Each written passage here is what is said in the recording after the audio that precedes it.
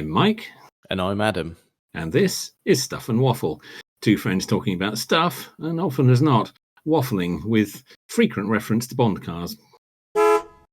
So this week we've got something a little different. We're revisiting a topic that we did a few weeks ago, which has proven to be very popular. But it's one of the topics we're not overly skilled in talking about. But it's proved particularly popular with someone we've been trying to get on the podcast for quite some time now. So I'd like to welcome to the chat my dad, Chris. Hello there, it's a pleasure to be here. Thank you for joining us. As it turns out, you were particularly inspired by our pre-1950s car chat. Well, it wasn't quite my era, but my era was shortly afterwards. So there was still quite a lot of pre-50s cars around. Yeah, you said obviously you're not clearly not old enough to have been in that era buying cars and driving them around. But well, I'm not a vintage, but I think of myself as a sort of classic. So, yes, that's a very healthy way of thinking of it. Yeah, I'm gonna borrow that. Yes, indeed, it's a good one. Not yet vintage, but classic. Yes. So you say you remember a lot of cars from the 50s era still being on the road and still being in use when you were little. Well, first of all, in 1949, I was a 1-year-old. Yes. Okay. It was some years before I took much notice of cars. But I have made a list of 8 vehicles that made the biggest impression on me. Oh, very good. You see, you've got right into this, haven't you? That's it. They're not all cars, so all will be. No, that's fine. Well, I don't think we specified cars. Well, we never do, really. It's always vehicles, isn't it? Yeah, we've been quite open-ended. We've even had an episode about sci-fi vehicles, haven't we? Oh, we have spacecraft, and I guess I've forgotten about that one. It's fair game, I'd say. Yeah. I have none of those. No, okay. Are they in any particular order, Chris? Have you got a particular favourite, or is it just a list? Well, it's a sort of time order in the way I remember them, really. Oh, okay. Right. That's good. That's fair. That's more thought than we did. I like that. Yes. So I'm starting off with my most enduring early car memories. Okay. Which were travelling up and down the country in the back seat of my father's MG Y-Type. Y-Type. Which was a four-wheel sports saloon, quite stylish in its day. Oh. It had separate wings, headlights mounted on bars each side of the bonnet. Oh, yeah. Tiny headlights on top of the wings. It's lovely. It still had running boards, but they were quite narrow by that time. And it had doors that opened the wrong way.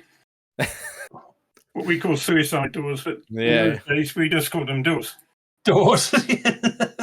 You're right about the running boards. They look more like trip hazards on that. Yes. Yeah, I seem to remember red leather seats and quite an upmarket walnut dash. Oh, he had a posh one. Did he have one of the two-tone ones? No, it was a single colour, pale green. Oh, nice. I'm not sure what year it was, but they made them from 47 to 53. And I must have been 5 or 6, and my father didn't buy it new, so I'm guessing it was late 40s. Oh, nice. Okay, yeah. I approve.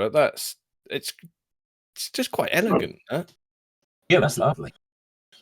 They were always quite sporty, the early MGs. Mm.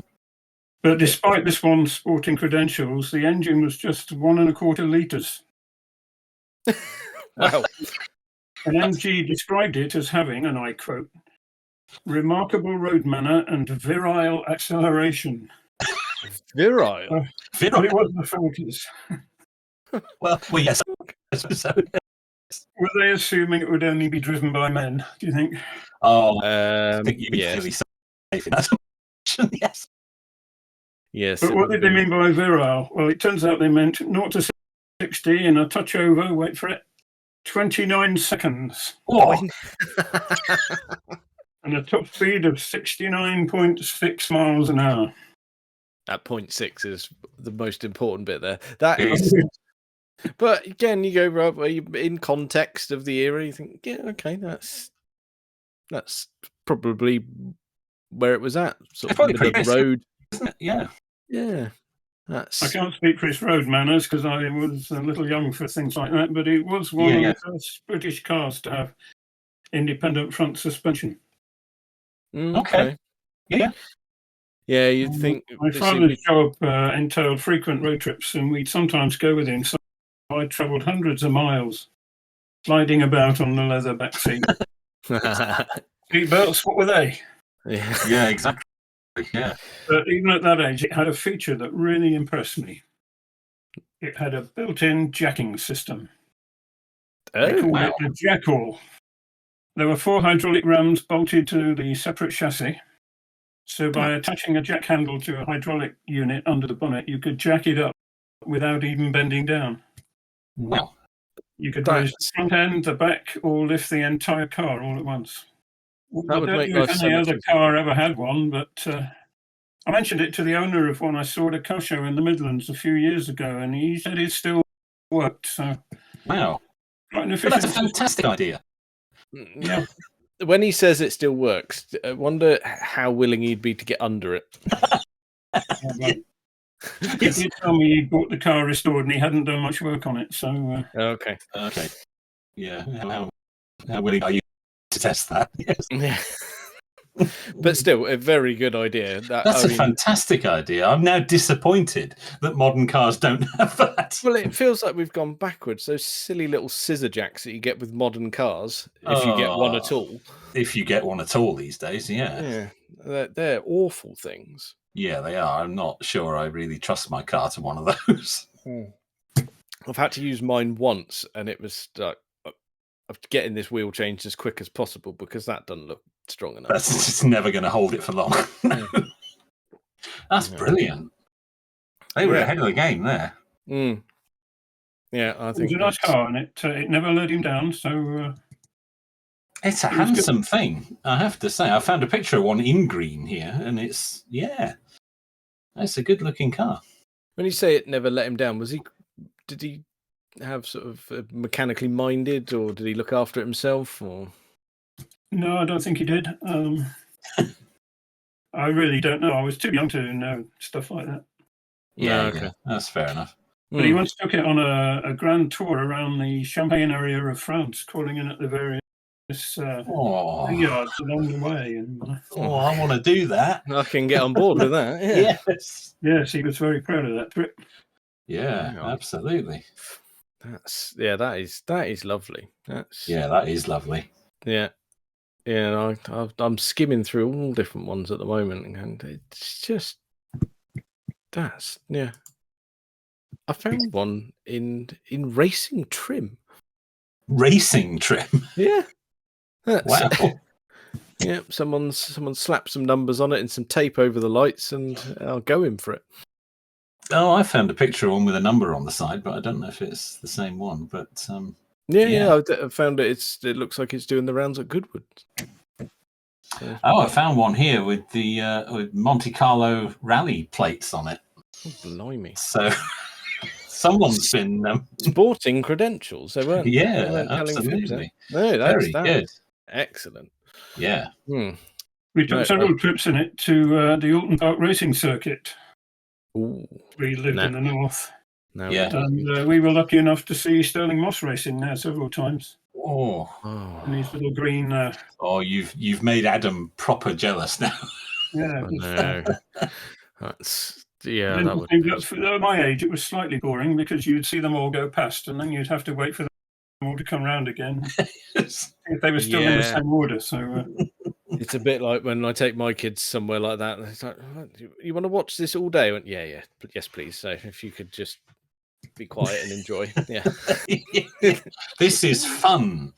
But even in those days, they had the Dunlop Bridge. It goes over there. Yeah.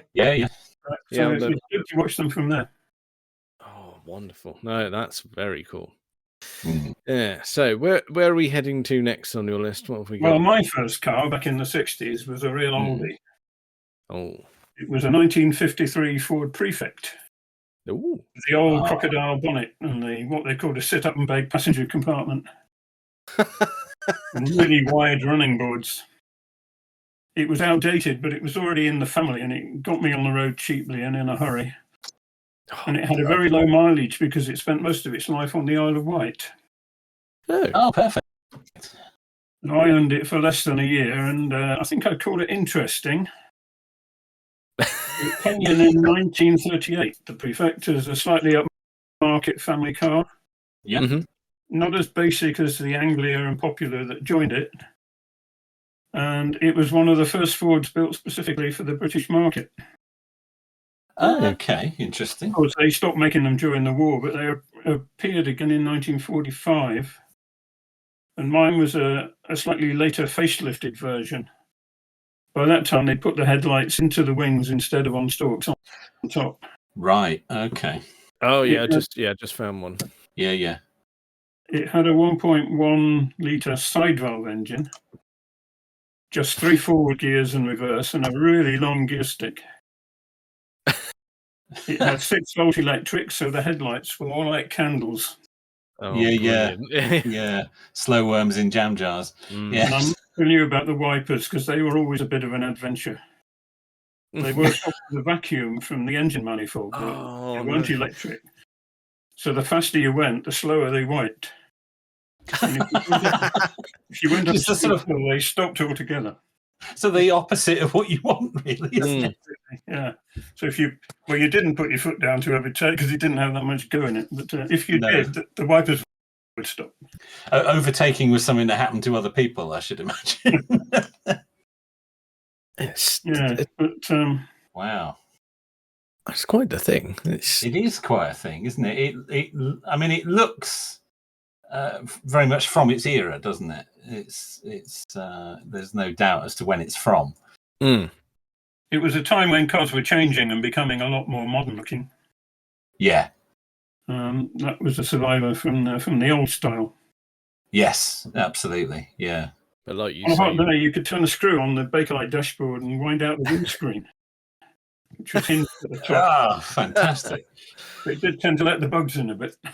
These are long forgotten features that cars had. Each side of the footwell, there was a little lever to open side vents, so you could get a bit more air in down there. Just early air conditioning. Well, absolutely. But they've tended to leak a bit. Yeah, I should imagine so. Yeah.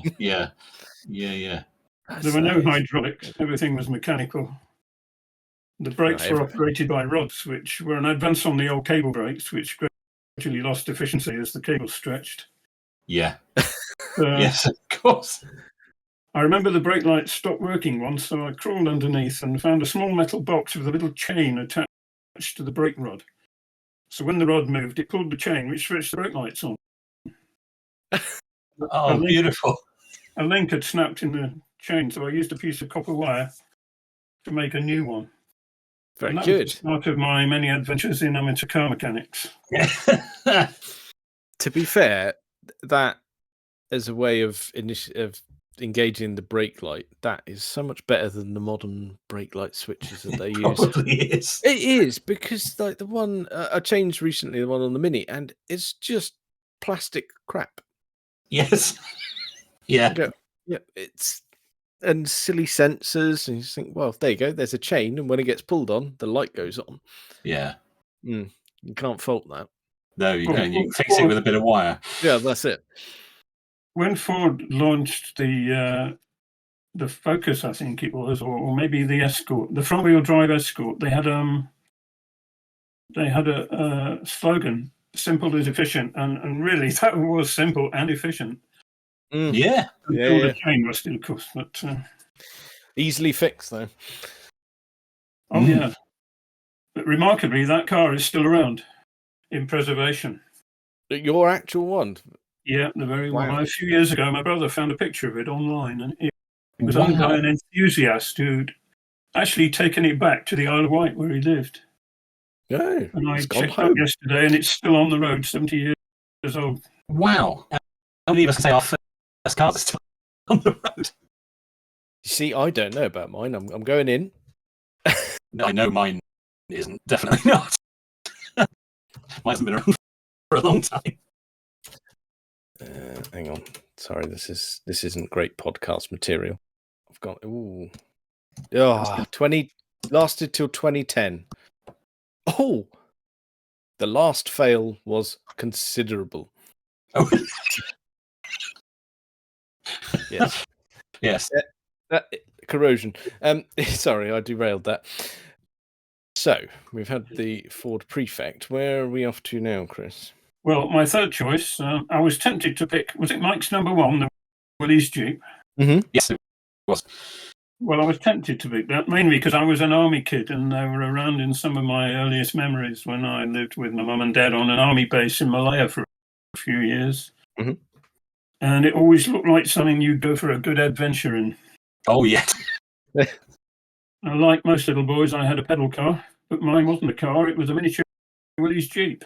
Yeah, see, that's fantastic. Nice. Yeah. I loved it. The lads in the workshop made a regimental badge for it for the front and stenciled numbers each side, just like the real thing.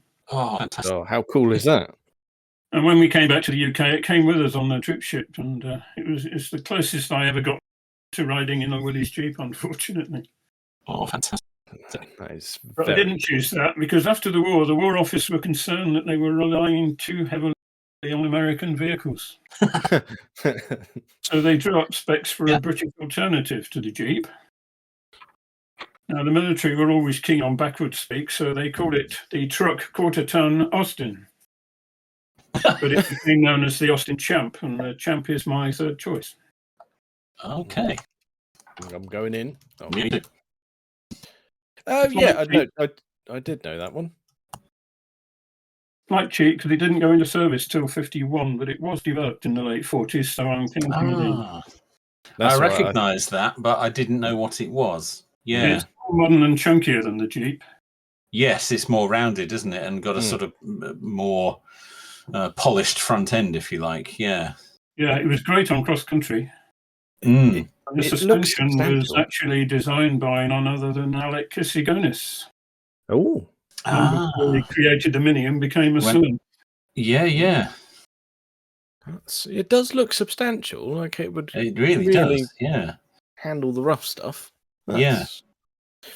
I think they delivered about 11,000 of them before it was decided that the Land Rover with better protection for the occupants was a better bet, and they cancelled the Champ. Right. And Austin tried to keep it going as a civilian version, but it never caught on. Right, and they went with the Land Rover. You can see the sort of where it's come from, can't you? You can see the sort of the idea of the Jeep is still in there. It's just like a more modern Jeep, yeah. Yeah, it is. Yeah, more sort of polished. I did actually get a few rides in one. Okay. As an Army cadet in my teens, a few of us went on a course at an ammunition depot in Warwickshire, where they were using one as a runabout. It was great fun. Yeah, I bet. And we were told it had 5 forward gears and the same gears in reverse. What?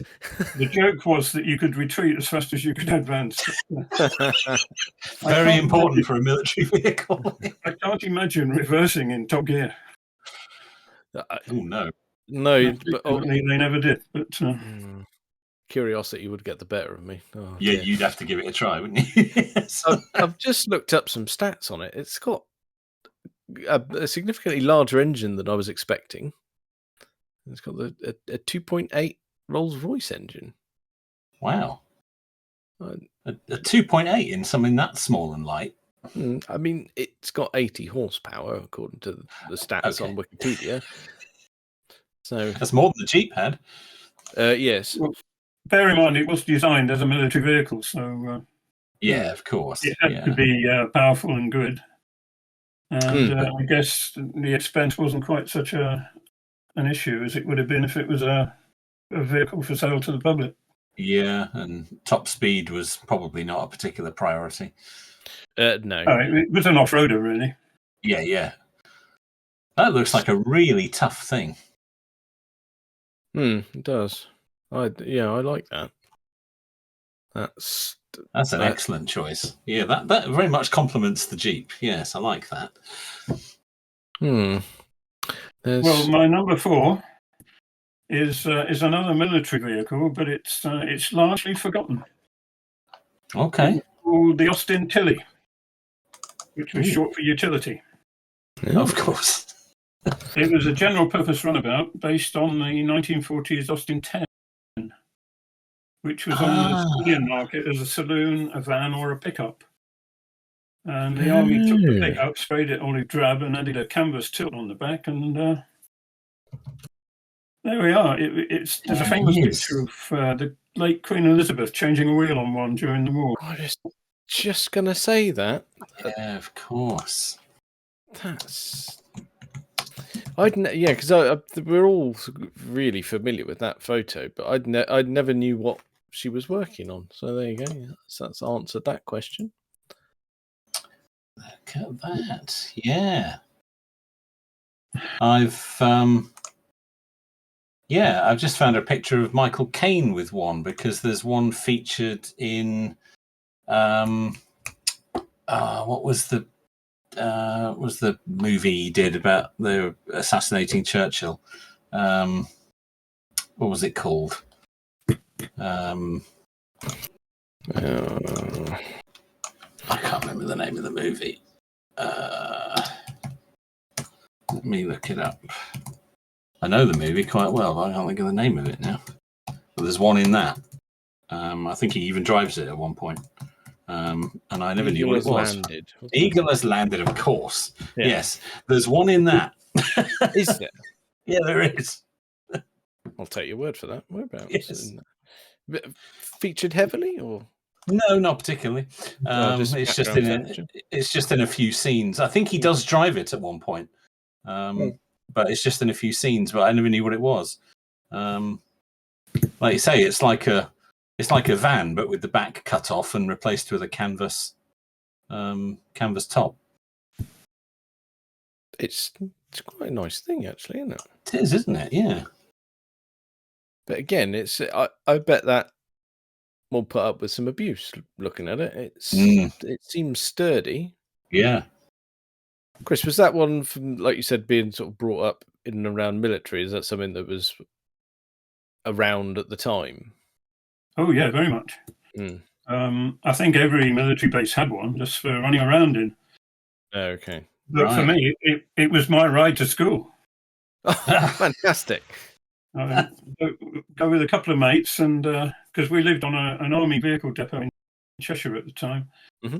So we'd climb in the back, and two would perch on the wheel arches and one on the floor. What a great way to get to school. I'm sure it's totally illegal now, but yeah. I tried to look it up in Wikipedia, and it wasn't there, and you can't say that about many things. Well, number 5, when we weren't going to school in the Tilly, we went in my pal's dad's car. He had his own business, and he ran a rather upmarket standard Vanguard. Oh. Really bulbous at the back, and more like a jelly mold than the Sierra. There we go. Going in. Oh, gosh, yeah. Yeah. They came in 1947, and they kept making them up to the 60s when they were replaced with the Triumph 2000. Oh, wow. Okay. Interesting. But in the early post-war years, they weren't easy to get hold of because most of them were exported. Many of them to West Germany, and they were very popular in Australia. So, okay. The early ones, there weren't many about in this country.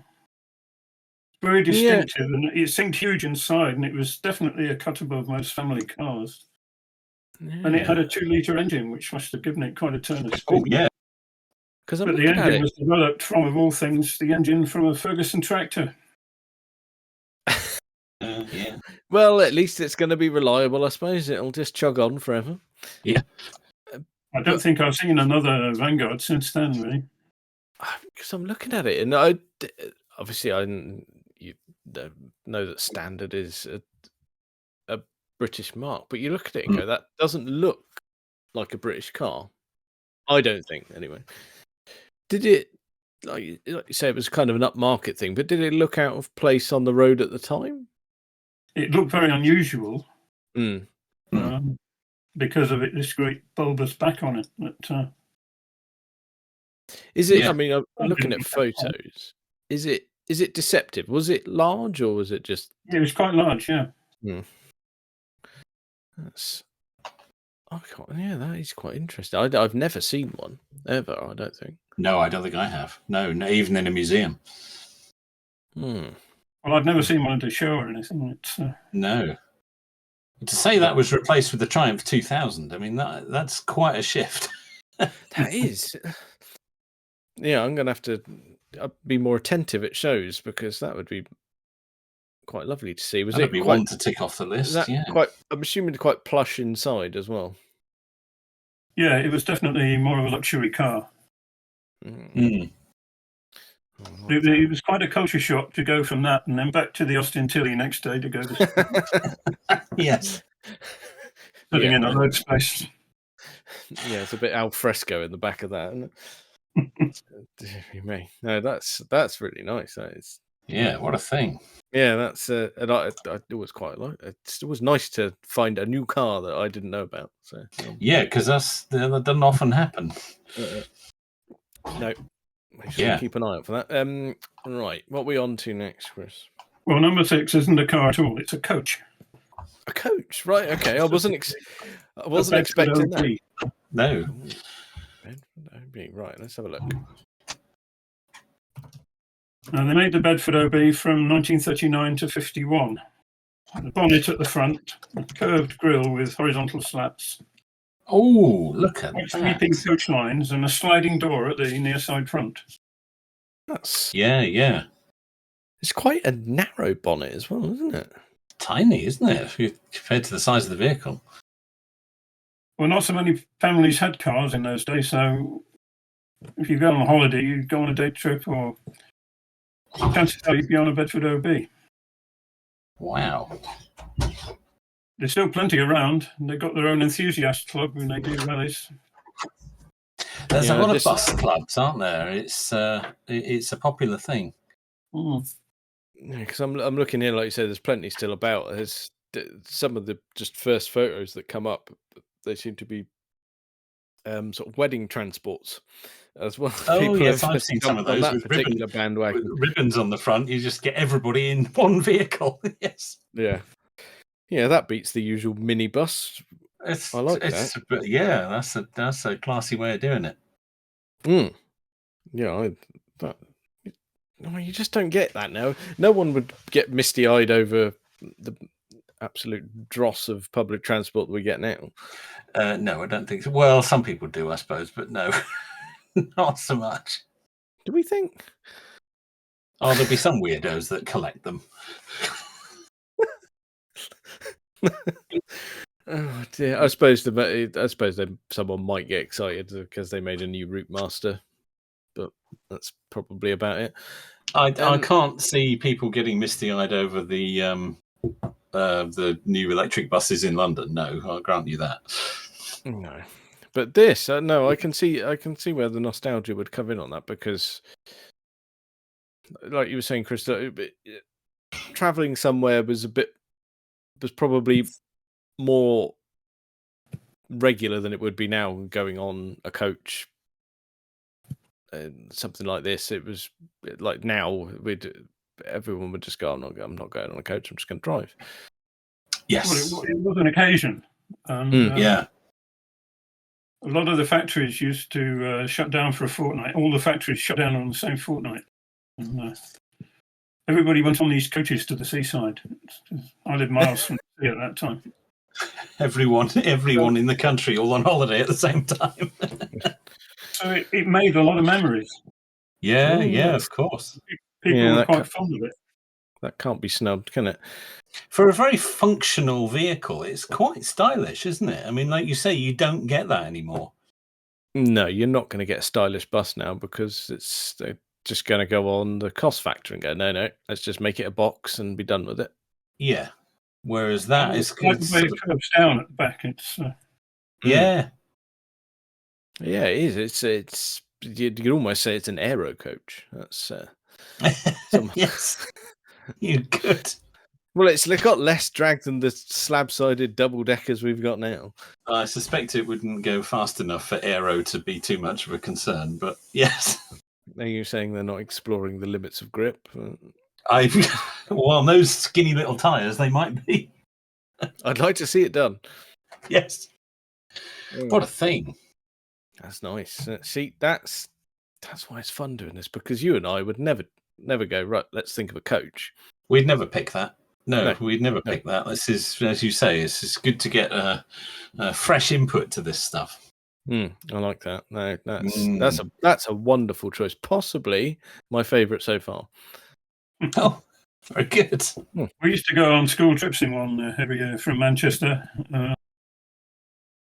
We used to go out past the Jodrell Bank radio telescope and have a look at that as we passed.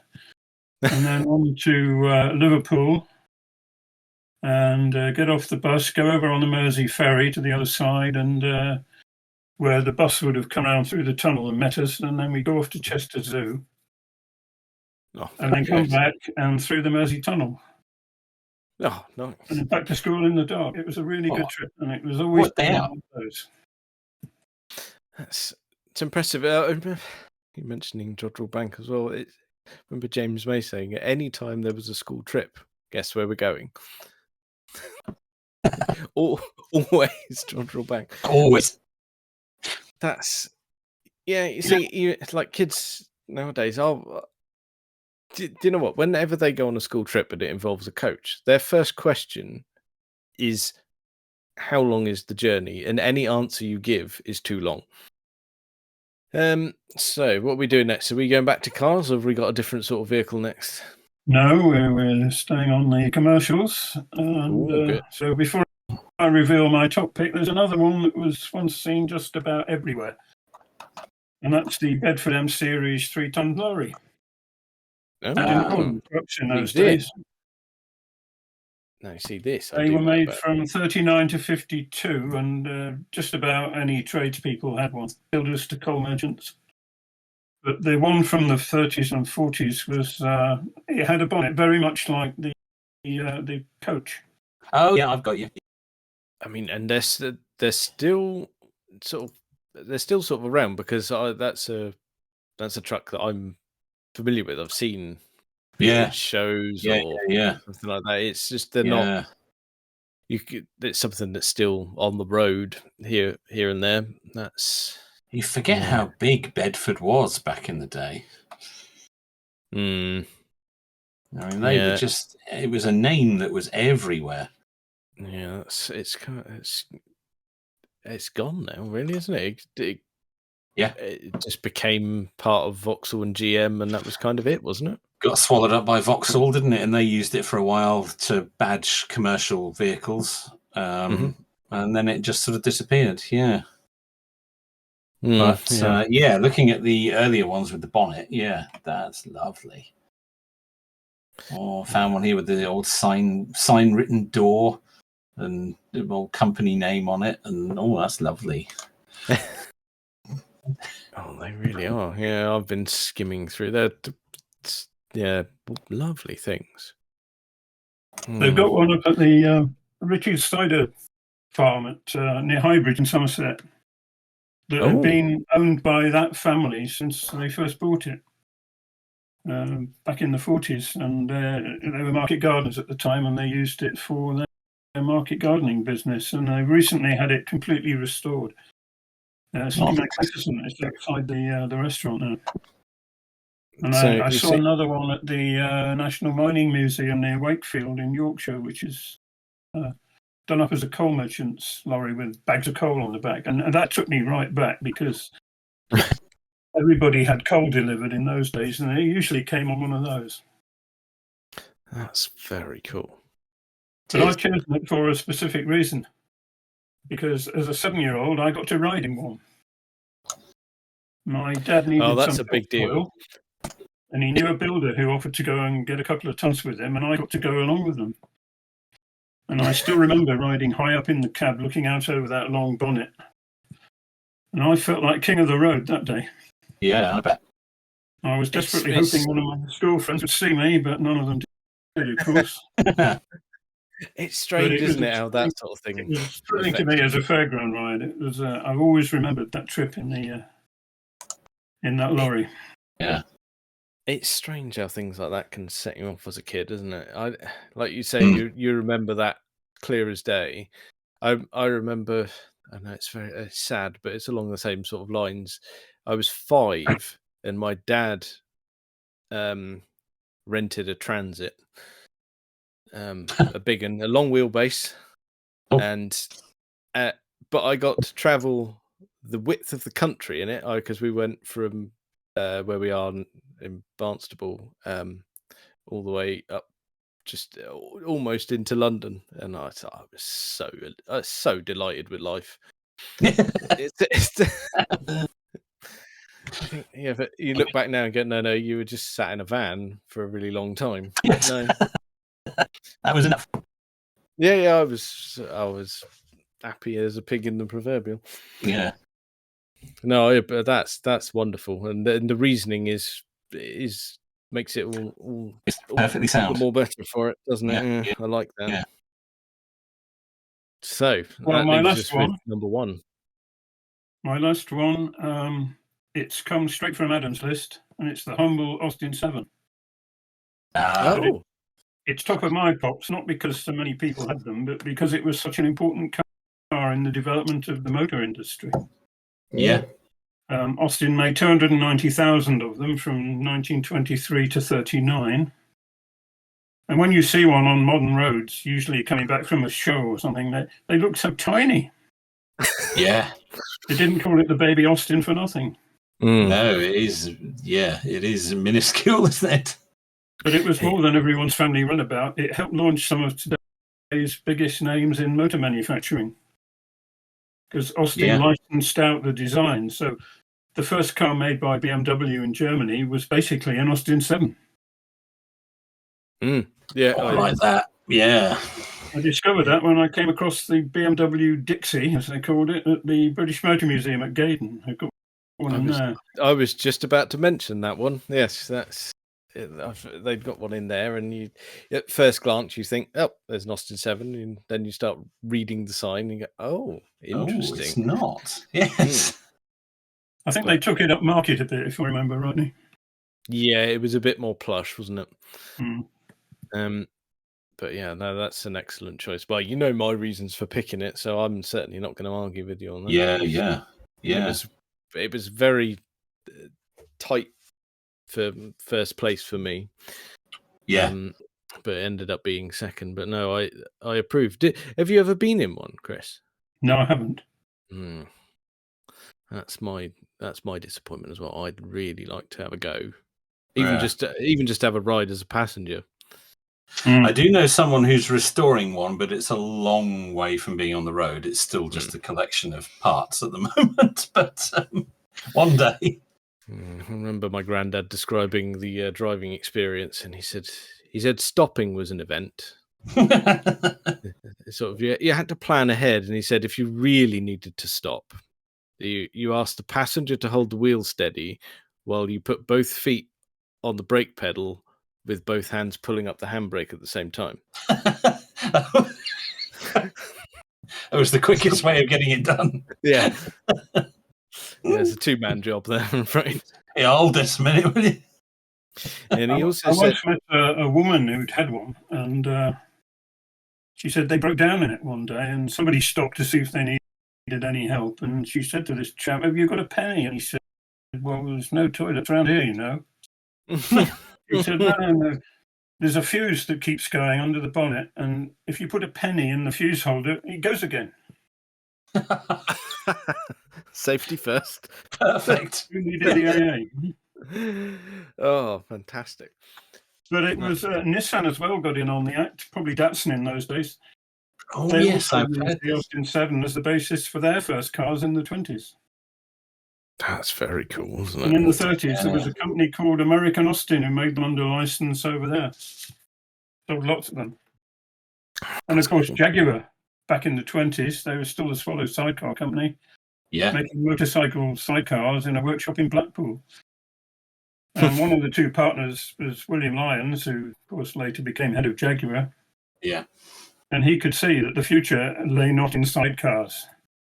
Yes. So they bought an Austin 7 chassis and got one of their people to build an open-top tourer body with an optional hard top, and they launched it as the Austin 7 Swallow. And they sold so many, they had to move to a larger factory. And of course, when they had to change the name from SS after the war, they went on to create some of motoring's biggest icons, didn't they? Yeah, No, absolutely. It all started with an Austin 7. In the days when Jaguar are on the way up. Let's not get into that again. Yes, very good. We have cause to be very grateful to the humble little 7. Yeah, what an iconic car. That's an excellent choice. Such a versatile platform, I suppose. Oh, yeah. Yeah, well, like we mentioned last week, it came in various guises, didn't it? Yeah. It was a go anywhere, do anything sort of car, and it gave everyone who bought on that sort of first taste of motoring, didn't it? Yeah, absolutely. Yeah, simple, but yeah. I remember another story from my granddad. He said it came with a sort of handbook, way more detailed than we sort of get today, even to the point of giving you tips on your driving. Because nobody had done it before, I suppose. No, he said one of the particular highlights was it saying when you're driving down the road, try to remain as central as possible. Because there'll be nobody coming the other way. That's fine. So that doesn't seem entirely good advice, but I suppose very much, of its time, I think. That's it, because you think, well, any paperwork that would have come with it, the latest would have been late 30s, wouldn't it? And by the time he was driving it around, it was late 40s, early 50s. So, yeah, that would have been quickly out of date. That would have been, well, you might run over the man with the red flag. It's very true. I hadn't factored that in. No, there you go. No, well, that's an excellent list, though, Chris. I very much approve of number 1. Well, I'm done, but I must just go back to the Willys Jeep for a moment. Please do. As Mike said, Jeeps were modified in endless ways, but how about a flying Jeep? A flying Jeep?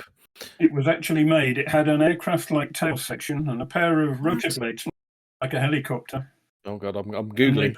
They called it the Hafner rotor buggy. It wasn't a plane as such. It would be towed behind an aircraft and then released to make a final short flight into a battle zone or an operation or something. And they worked out that you could drop a Jeep from just over 7 feet without breaking it. But just when they perfected it, gliders were developed to deliver men and vehicles into occupied France for D-Day, and the flying Jeep never took off, so to speak.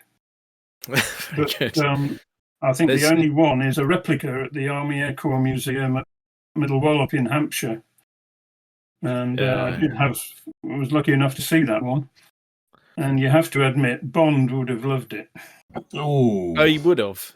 Flying in aboard his Jeepy-copter, they're ready to take the bad guys down. I think it would have to have been Roger Moore. Yes. Yeah. Hafner came up with a similar plan for a Valentine tank, but somehow he couldn't sell the idea of a flying tank. Strange that.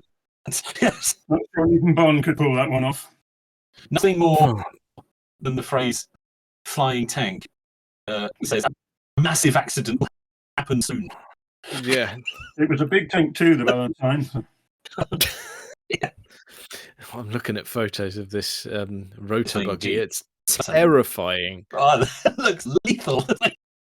It had a crew of 2. One was to drive it on the road, and the other, on the ground, and the other was to drive it in the air. That's fair play, but I don't want to get in that or near it. Really. No, I don't think so. If there are any left, I suspect there aren't. No, like you said, Chris, I think the only one is actually a replica. Yeah, that's why I didn't include it in the list, really. But I just had to mention it. It's an honourable mention. But it reminds me of that big Rolls-Royce Overlander at the Haynes Motor Museum that was built for expeditions. And the explanation on a little card next to it gives you various details about it. And it says, top speed, no one's ever been brave enough to find out. And I think that applies to the rotor thing. No one needs to know. No, that's fair enough, isn't it? Yes, I know the one you mean at Haynes, the proper early one, isn't it? Yeah. But probably we'll be talking 20s, 30s, that sort of vintage. The huge engine. Oh yeah. Yeah. But yeah, you're right. I mean, yes, it's got the engine to power you at speed, but I'm all right. I'll pass. Yeah. Rolls-Royce actually, I've just accidentally discovered, have produced a Cullinan Overlander. Please don't Google it. You will be ill. I mean, that's just... Don't go looking for it. Why do we need that? Well, clearly nobody does. Who on earth is ever going to take one of those monstrosities off-road? Well, it exists. The Cullinan Overlander. I knew you'd be pleased. Detest that car. Well, the Cullinan doesn't need to exist in the first place. They certainly don't need to have done that to it. Anyway, that's a different thing. Gonna get cross. Yes, you will. Right, I'm going to close that before I accidentally end up at those images and Yes. and say something I regret. But no, that's good. I like that honourable mention, Chris. That's fantastic. That's off the charts. That's yes. That's like probably didn't need to exist, but fair play for having a go. Yeah. It's sort of a homemade helicopter, which is always fine. Homemade and helicopter. Yes. I'm all right. What could possibly go wrong? Well, you say that though. You can buy kit helicopters, can't you? Remember Mark Evans, who did the sort of Car is Born series on Discovery, devastatingly 2 decades ago now. Oh dear. Yeah, he did a helicopter at one point. A chopper is born, as I recall. That's a catchy title. Yes, of course. I always thought that was a strange premise for a TV show. Here's a vet. Let's make him build things. What? It's not the obvious choice, is it? No. Sorry, I digress there again. Well, that's a fantastic list. Thank you very much. Okay. No, I approve of that enormously. So the big question is, I think, would you be willing to come back on and talk us through your car history?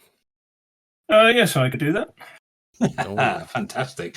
Everyone else who's been on the podcast has given us a brief rundown of their car history. It's sort of become a tradition, hasn't it? Yeah, so I think that'd go really well, because we've had some real gems come out of people's car history, and I think you might have some real treats for us, Chris. Well, that was thank you for that, Chris. That's much appreciated, and we'll have you back on, and we'll have a rundown of your car history, because you'll have some choices in there that Mike and I would not have had. So that would be great. We'll book you in and pick a day in the calendar for that, if that's all right with you. Great, I look forward to that. Lovely. Thank you for having me. Yeah, it's been a pleasure. Thank you. Yeah, great stuff. Thank you. Well, I think that's probably enough of that for this week. Check us out on all the various social medias and things. Thank you very much for listening.